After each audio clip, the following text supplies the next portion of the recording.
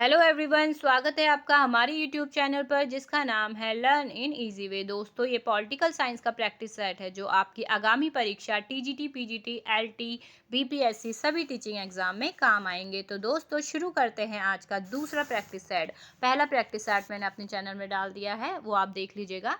तो हमारा पहला प्रश्न है, भारतीय राजनीतिक व्यवस्था का स्वरूप निम्न निम्न में से कौन सा है। तो दोस्तों बताइए, निम्न में से कौन सा है। हमारा इसका ऑप्शन सी है, गणतंत्रीय, संघीय और संसदीय। हमारा अगला प्रश्न है, दबाव समूह का मुख्य उद्देश्य है। तो दोस्तों बताइए, मुख्य उद्देश्य क्या है। तो इसका ऑप्शन सी है, अपने सदस्यों के हितों को विकसित करना। हमारा अगला प्रश्न है, संसद के संयुक्त अधिवेशन को कौन संबोधित करता है। तो इसका उत्तर है राष्ट्रपति। हमारा इसका ऑप्शन है सी, राष्ट्रपति। हमारा अगला प्रश्न है, संघीय लोक सेवा आयोग के अध्यक्ष की नियुक्ति कौन करता है। तो कौन करता है दोस्तों, इसका भी ऑप्शन सी, राष्ट्रपति करता है।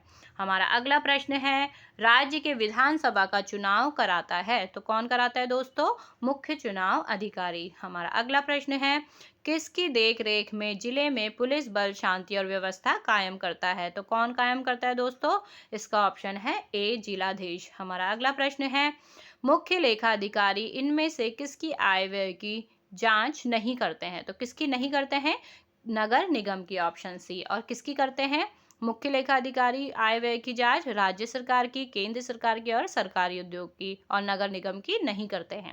हमारा अगला प्रश्न है, निम्न में से कौन नौकरशाही की विशेषता नहीं है। तो कौन सी नौकरशाही की विशेषता नहीं है, अक्षमता। बाकी नौकरशाही की विशेषता कौन कौन सी है, स्थायित्व, तटस्थता और गोपनीयता। हमारा अगला प्रश्न है, उदारवाद किसका हित चाहता है। तो उदारवाद किसका हित चाहता है दोस्तों, ये उदारवाद हमारा चाहता है धनवानों का, धनवानों का हित चाहता है। अभिजात वर्ग और निर्धन और सबका वो हित नहीं चाहता है। तो हमारा अगला प्रश्न है, प्रश्न नंबर 10, फांसीवाद विश्वास करता है। तो फांसीवाद किस में विश्वास करता है, फांसीवाद विश्वास करता है ऑप्शन ए में, राज्य दल का श्रेष्ठ है। हमारा अगला प्रश्न है, भाषण की स्वतंत्रता किस शासन के लिए आवश्यक है।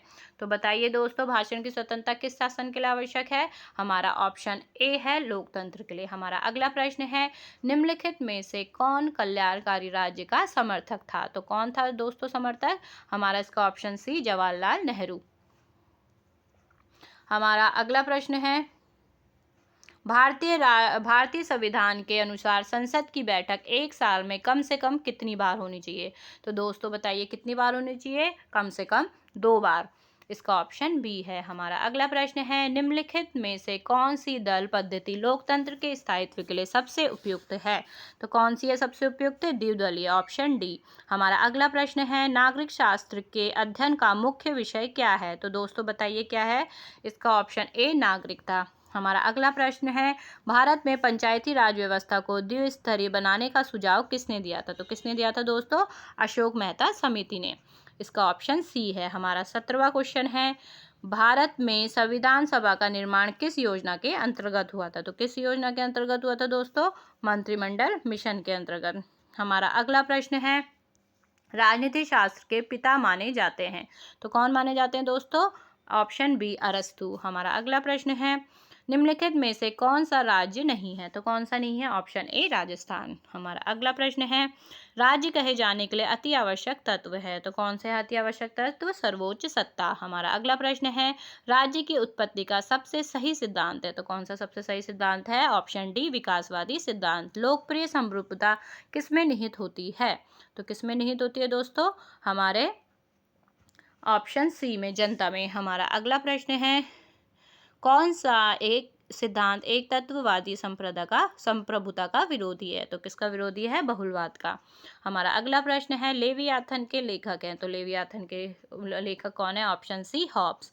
हमारा अगला प्रश्न है, गत कुछ दशकों में भारतीय राज्यों ने अधिक शक्ति की मांग की है। तो कब की है, ऑप्शन सी, किस क्षेत्र में, वित्त क्षेत्र में। हमारा अगला प्रश्न है, निम्न सिद्धांतों के अनुसार राज्य की स्थापना जनता की इच्छा से हुई है। तो इसका उत्तर कौन सा है, सामाजिक समझौते के सिद्धांत से, ऑप्शन सी। हमारा अगला प्रश्न है, राष्ट्रीय सभ्यता के लिए एक खतरा है, किसने कहा। तो किसने कहा दोस्तों, ये कहा है हमारा रविंद्रनाथ टैगोर जी ने। हमारा अगला प्रश्न है, अंतर्राष्ट्रीय न्यायालय कहाँ स्थित है। तो कहाँ स्थित है दोस्तों, वॉशिंगटन डीसी में। हेग में। हमारा अगला प्रश्न है, संयुक्त राष्ट्र संघ की स्थापना हुई थी, तो कब हुई थी दोस्तों? 1945 में। इसका ऑप्शन बी है। हमारा अगला प्रश्न है, फॉरवर्ड ब्लॉक की स्थापना किसने की थी? तो किसने की थी दोस्तों? ऑप्शन ए, सुभाष चंद्र बोस ने। स्वराज दल की स्थापना का मुख्य मुद्दा क्या था? तो क्या था दोस्तों इसका मुख्य मुद्दा? काउंसिल प्रवेश। Option C. हमारा अगला प्रश्न है, संघात्मक संविधान का प्रमुख लक्षण है, तो प्रमुख लक्षण क्या है दोस्तों? इसका ऑप्शन सी, केंद्र व राज्य की दोहरी सरकार है। हमारा अगला प्रश्न है, भारतीय संविधान के में नीति निर्देशक तत्व किसके लिए हैं? तो नीति निर्देशक तत्व दोस्तों किसके लिए हैं? सरकार के लिए। तो इसका ऑप्शन डी है, सरकार के लिए। हमारा अगला प्रश्न है, संसदीय सरकार में कार्यपालिका की वास्तविक शक्तियां किसमें निहित होती है? तो किसमें निहित होती है दोस्तों? मंत्रिपरिषद में।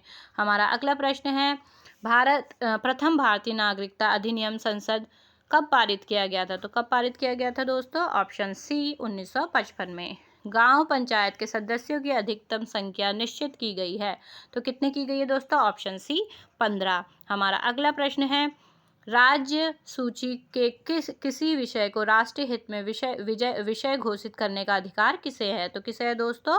राज्यसभा को। हमारा अगला प्रश्न है, भारत में राज्यों का भाषा के आधार पर पुनर्गठन कब किया गया था? तो दोस्तों कब किया गया था? 1956 में। हमारा अगला प्रश्न है, व्यक्ति का वह अधिकार जो उसे सहज ही प्राप्त है, जिससे उसे वंचित नहीं किया जा सकता और ना ही उसे स्थानांतरित किया जा सकता है, तो इसका उत्तर है हमारा प्राकृतिक अधिकार। हमारा अगला प्रश्न है, संसद सदस्यों के अतिरिक्त निम्नलिखित में से किसे संसद की कार्यवाही में भाग लेने का अधिकार है? तो किसे है दोस्तों? महान्यायवादी को। हमारा अगला प्रश्न है, अम्बुड्समैन की अवधारणा निम्नलिखित में से किससे संबंधित है? तो किससे संबंधित है दोस्तों? यह है हमारी लोकपाल और लोकायुक्त से। Option B. हमारा अगला प्रश्न है, भारतीय राष्ट्रीय आंदोलन में भाग लेने वाले किस नेता को ब्रिटिश उदारवाद में विश्वास था? तो किसे था दोस्तों? हमारे गोपाल कृष्ण गोखले जी को। हमारा अगला प्रश्न है, गांधी जी की राष्ट्रीय आंदोलन में सबसे बड़ी देन है, तो क्या थी दोस्तों? ये हमारा था ऑप्शन ए, साध्य साधन की पवित्रता। हमारा अगला प्रश्न है, किस भारतीय आधुनिक चिंतक को आधुनिक मनु के नाम से जाना जाता है? तो किससे जाना जाता है दोस्तों? भीमराव अंबेडकर जी को। Option C. हमारा अगला प्रश्न है, यदि राज्य सरकार राज्य नीति के निर्देशक सिद्धांतों का क्रियान्वयन नहीं करती है तो उसे पालन करने के लिए कौन बाध्य कर सकता है? तो दोस्तों बताइए कौन बाध्य कर सकता है? मतदाता। हमारा अगला प्रश्न है, इन तत्वों में से कौन सा तत्व मौलिक अधिकार के अंतर्गत आता है और राज्य के नीति निर्देशक तत्वों के अंतर्गत नहीं आता है? तो कौन सा नहीं आता है दोस्तों? तो हम ऑप्शन देखेंगे, समान कार्य के लिए समान वेतन, या समान आचार संहिता, बेकारी जीवन यापन भत्ता, निःशुल्क प्राथमिक शिक्षा की व्यवस्था। तो इसका ऑप्शन है हमारा ऑप्शन डी, निःशुल्क प्राथमिक शिक्षक की व्यवस्था।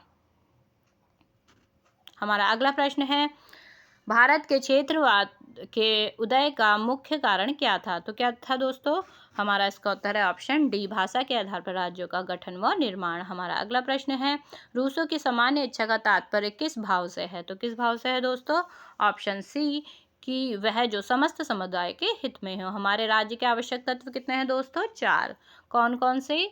जनसंख्या, सरकार, भूभाग और जनसंख्या, निश्चित भूभाग, सरकार और संप्रभुता। संप्रभुता सबसे इंपॉर्टेंट है दोस्तों। हमारा अगला प्रश्न है, रक्त संबंध से समाज और समाज से राज्य की उत्पत्ति हुई। यह कथन किसका है? यह हमारा है मैकाइवर जी का। हमारा अगला प्रश्न है, भारतीय संविधान में उल्लिखित निम्नलिखित में से कौन सा मौलिक अधिकार केवल भारतीय नागरिकों को प्राप्त हुआ है? तो किसको प्राप्त हुआ है? धर्म, प्रजाति, जाति, लिंग अथवा जन्म के स्थान के आधार पर विभेद के विरुद्ध सुरक्षा। तो किसको है? वो हमारे नागरिकों को प्राप्त हैं सारे अधिकार। हमारा अगला प्रश्न है, राज्य के कार्यों की परंपरागत विचारधारा के अनुसार अनिवार्य तथा ऐच्छिक 2 भागों में बांटा गया है, लेकिन वर्तमान समय में राज्य की अवधारणा के अनुसार अनिवार्य और ऐच्छिक का भेद समाप्ति है तथा समस्त कार्य अनिवार्य ही माने जा रहे हैं। तो इसका उत्तर है दोस्तों लोक कल्याणकारी राज्य का। हमारा अगला प्रश्न है, निम्नांकित में से कौन सी विशेषता फासीवाद में पाई जाती है? तो कौन सी विशेषता पाई जाती है दोस्तों? प्रजातंत्र का विरोधी है। हमारा अगला प्रश्न है, ऐसी शासन व्यवस्था जिसमें संपत्ति व उत्पादन के साधन पर शासन का नियंत्रण होगा, व्यक्तिगत संपत्ति समाप्त होगी व समाज शोषण मुक्त होगा। तो ये किसने कहा है फिर दोस्तों? ऑप्शन डी समाजवाद द्वारा कहा गया है। हमारा अगला प्रश्न है, राजनीति संप्रभुता की धारणा का प्रतिपादक सर्वप्रथम था। तो कौन था दोस्तों? हमारा ऑप्शन सी लेविया, हमारा ऑप्शन सी डायसी। हमारा राजनीति संप्रभुता की धारणा का प्रतिपादक सर्वप्रथम डायसी था। हमारा अगला प्रश्न है, हॉब्स की किस पुस्तक ने उसे अमर बना दिया? तो किसने बना दिया? लेवियाथन ने। Option C. हमारा अगला प्रश्न है, जेल सुधार किस राजनीति विचारक ने प्रस्तुत किए थे? तो किसने किए थे दोस्तों? ऑप्शन सी बेंथम ने। जेल सुधार किस राजनीति विचारक ने प्रस्तुत किए थे? तो ऑप्शन सी है बेंथम। हमारा अगला प्रश्न है, मनु द्वारा प्रतिपादित राज्य की उत्पत्ति के नियम है सिद्धांत में राजा को किसके अधीन माना गया है? तो किसके अधीन माना गया है दोस्तों? ऑप्शन है ईश्वर के अधीन। हमारा अगला प्रश्न है, किस विचारक के लिए धर्म और राजनीति अलग अलग नहीं है? तो किसके लिए नहीं है दोस्तों? महात्मा गांधी जी के लिए धर्म और राजनीति अलग अलग नहीं है। हमारा अगला प्रश्न है, स्वतंत्रता और समानता एक दूसरे के पूरक है, इस विचार के समर्थक कौन विद्वान हैं? तो कौन है दोस्तों? हमारा इसका उत्तर है रूसो। हमारा अगला प्रश्न है, मौलिक कर्तव्यों को संविधान के किस संशोधन द्वारा सम्मिलित किया गया था? तो कब सम्मिलित किया गया था दोस्तों?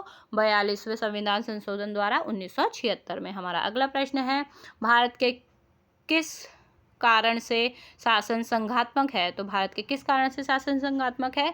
तो इसका ऑप्शन सी है, संविधान में संघ व राज्यों के मध्य शक्तियों का वितरण किया गया है।